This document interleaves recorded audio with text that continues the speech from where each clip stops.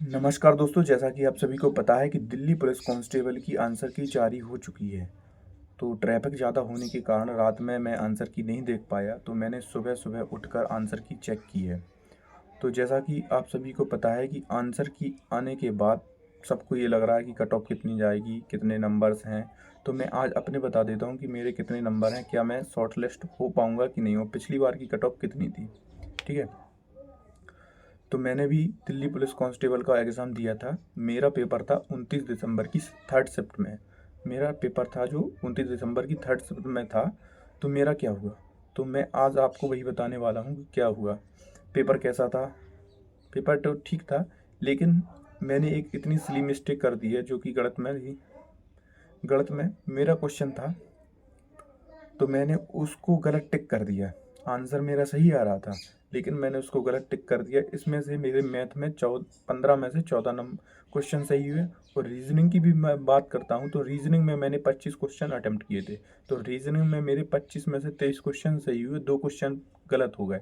2 question किस वजह से गलत हो गए? उनमें रीजनिंग में एक लॉजिक लगाया। अगर वो मैं क्वेश्चन हूँ तो आपको इस पे वीडियो पे लगा दूंगा कि देखिए, रीजनिंग में ये क्वेश्चन था कि 11 का 37 से संबंधित है, तो 15 का किससे संबंधित है। तो उसमें एक लॉजिक लगाया उन्होंने, जो उनका लॉजिक है और मेरा लॉजिक है तो सही है। उनकी लॉजिक से दूसरा आंसर आ रहा है, मेरे लॉजिक से दूसरा आंसर आ रहा है। तो क्या इसका नंबर मिल सकता है? तो ये आप लोग कमेंट करके बता सकते हैं कि इसका नंबर मिल सकता है। क्या मैं इस क्वेश्चन को चैलेंज कर सकता हूँ? एक दूसरा क्वेश्चन है जिसमें उनका लॉजिक अलग आ रहा है और मेरा लॉजिक अलग आ रहा है, लेकिन दोनों क्वेश्चन से आंसर मेरा अलग न कर रहा है, उनका अलग न कर रहा है। तो क्या वो क्वेश्चन मैं चैलेंज कर सकता हूँ?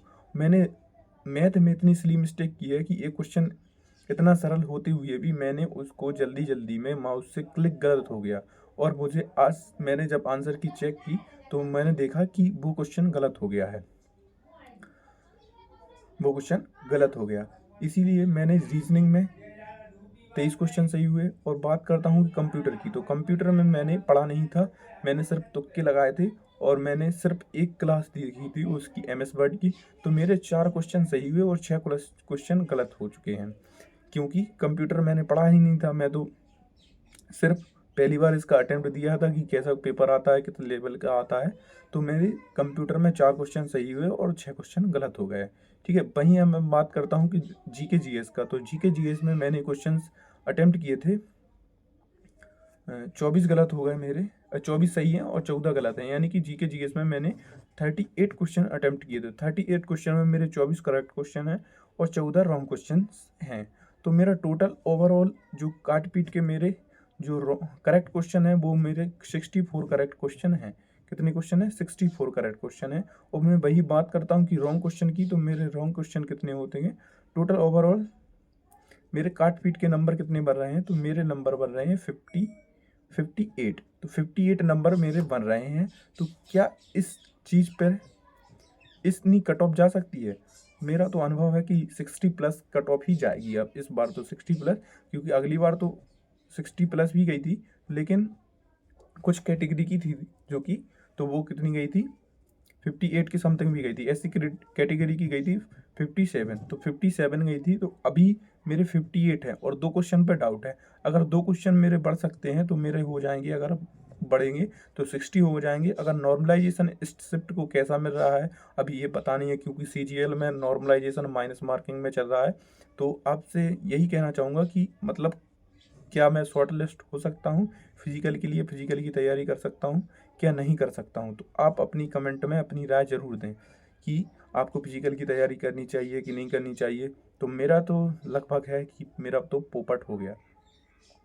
तो अब क्या करें? तो अब दिल्ली पुलिस की तैयारी में मैंने जो जितना मतलब एफर्ट, जितना तो मैथ में और रीजनिंग में तो मेरे सही क्वेश्चंस थे, लेकिन बट जीके जीएस कैसी थी? तो वो तो माशाल्लाह थी।